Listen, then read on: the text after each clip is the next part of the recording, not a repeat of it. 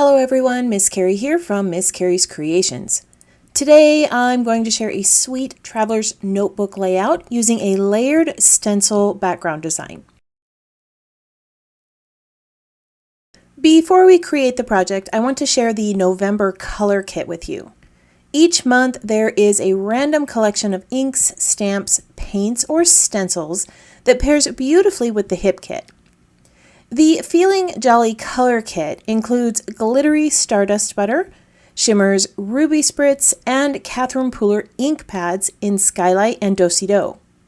Your kits will also receive the Dandelion Nouveau Glossy Crystal Drops.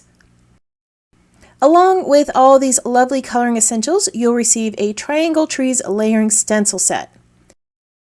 Let me bring over a sheet of cardstock so that you can see this better. There are 5 stencils in this collection with smaller tree shapes.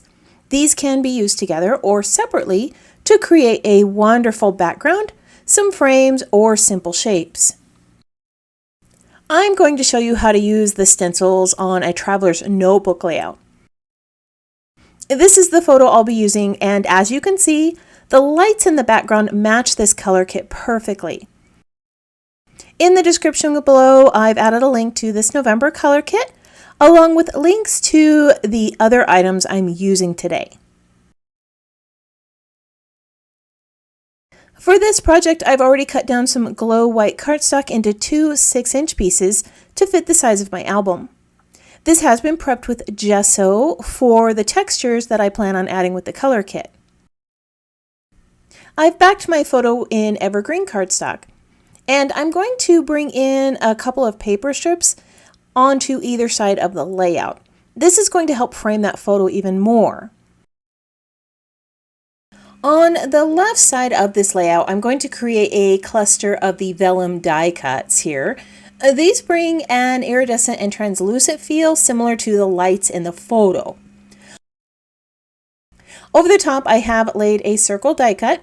This is similar in color to some stickers that I want to add on the other side of the page. I'm also going to bring in a yellow tag that matches the lights and a little bit of silver. So on this left side, I've brought in all of the colors that are on that photo. Now I want to add a tree background. I'm going to start by mixing the glitter butter with ink. I've smushed the ink pads onto my glass board and started mixing in a little bit of that glitter paste into each color. I've also added some yellow Nouveau dots. These are not the ones that come with your kit. These are actually from a summer kit because I don't have that dandelion one. I do want my trees to have some dimension, so I'm going to add modeling paste to each of these mixes.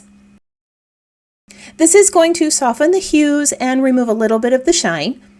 If you feel like the paste removed too much of the color or glitter, you can always add more of that glitter butter or ink.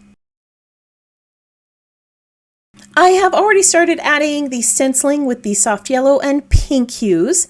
Now I'm creating a layer with the glitter butter. Make sure that you have a way to keep track of where the stencils are sitting, so that you can line up all of the layers. You can mark the corners of the stencil on your page with a pencil, or line them up with the corners of the page like I did here. Some of the trees on the stencils do have a flatter edge, which is designed to line up with another tree. As you lay down each stencil, just double check to make sure that all of those edges are lined up. It is important to let each of the layers dry before you add the next one so that that second stencil doesn't disturb the previous medium. I am quickly drying each layer with a heat tool so that I can add all of my layers. Now, to be honest, I'm worried about adding this last color. It is much darker than the others, and I fear it's going to overwhelm the page. Immediately my fear is gone because this is a perfect color for the page. It's going to match the blue strips on the sides of my layout and the frame around the photo. I like it so much, I'm going to add a few more small trees. Instead of filling in all the trees on this stencil, I'm just going to select a few here and there to bring in more of that skylight color. As I finish this final layer, I would love it if you tap that subscribe button and let me know that you're new here. If you're already a subscriber, let me know that you enjoyed this tutorial by tapping the thumbs up icon or leaving me a comment below. I would love to know if you enjoy using mixed media on your scrapbook pages. Isn't this background so pretty? I love the mix of soft colors and bits of glitter. Now, if you wanted to add a pop of color, you could splatter some of this shimmer spray over the top, but I really like the muted hues, so I'm going to leave it as is. Here is the complete background for those two pages. As one who struggles with mixed media, I have to say that I am rather proud of myself. On either side, I did add those pattern paper strips and some stitching. I have zigzags and straight stitches. I created a visual triangle with the zigzag stitches. I have a large one here, and one here. Creating visual triangles with stitching is just another simple way to create balance and flow on your scrapbook pages. I also added stitching around my photo.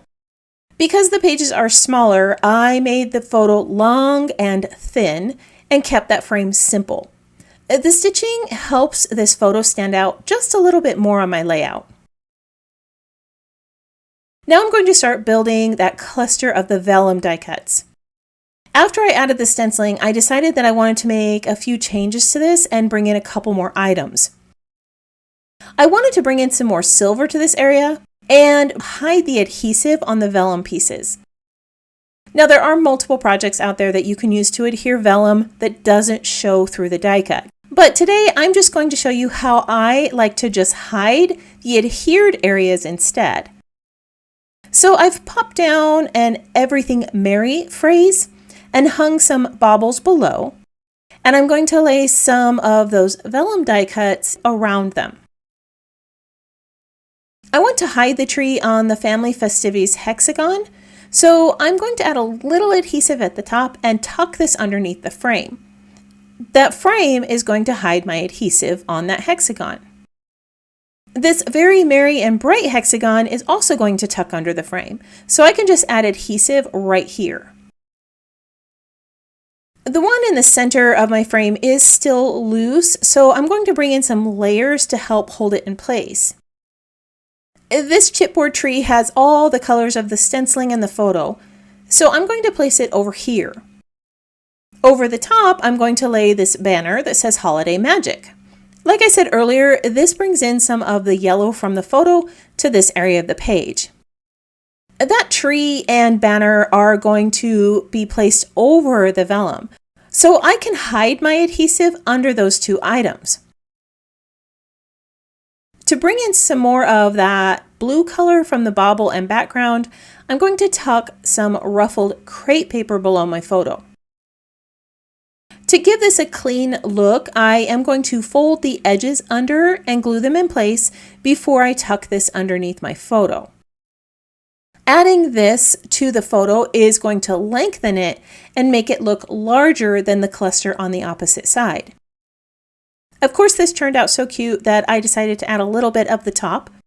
I'm just tucking a small portion of this underneath my frame and then I'll adhere it in place. As I've said in previous videos, I like to repeat colors and shapes in all of my embellishment clusters. Over on the left, I included colors of evergreen, candy cane, fuzzy pink, hollybush, sparkle blue, yellow, and silver. I added a tree, holly, snowflakes, and a frame. I'm going to bring all of those colors and shapes over near my photo. I've added two more trees that are much more prominent, a bold silver frame with a sentiment, and a third frame in blue. Near the top of the photo, I'm adding some holly. Adding these elements brings focus back to the photo without overpowering the page. Now that I have everything stuck down, I'm going to try to figure out where to place the title.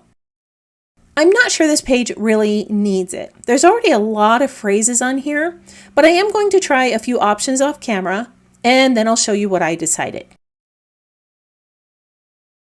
So here is the completed page with this bright holiday photo and a stenciled background. I opted not to place a title on the layout. I felt like it would conflict with all the fun phrases I already added, and I wanted to give more room for my daughter to write the story on the page. I did bring in some more silver to my page with snowflakes and holly. I placed these in a few of the corners to emphasize elements on my pages. To finish this off, I attached a simple twine bow on the banner, and this leads your eyes right to the stenciling below. Today, I shared a charming layout with layered stencil designs. Most of the items I used today were part of the November Hip Kit collection. If you are a member of the Hip Kit Club, you save $5 on your monthly kit and 15% on coordinating items, and those can ship free with your main kit. So if you want to grab yourself one of the color kits, it's worth becoming a member. If you'd like to learn more, I've added details in the description below. I want to thank you for joining me for another project. If you would like to see more of my creations, you can visit my channel or follow Miss Carrie's Creations online. If you have any questions about the project or supplies listed below, feel free to leave me a comment. I hope you have a wonderful week, and I can't wait to see what you create.